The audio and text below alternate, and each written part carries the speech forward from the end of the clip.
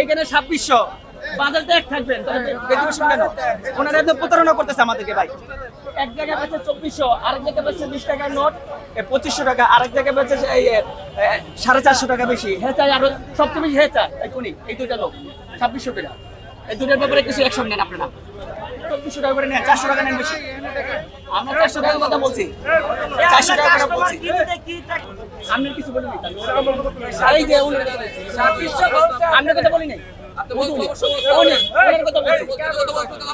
উনি আমার 2600 টাকা চাইছে, উনি 2600 টাকা চাইছে, উনি 2500 টাকা, উনি 2600 টাকা চাইছে, ঠিক আছে? আপনার সাথে তো 10 টাকার কত করে?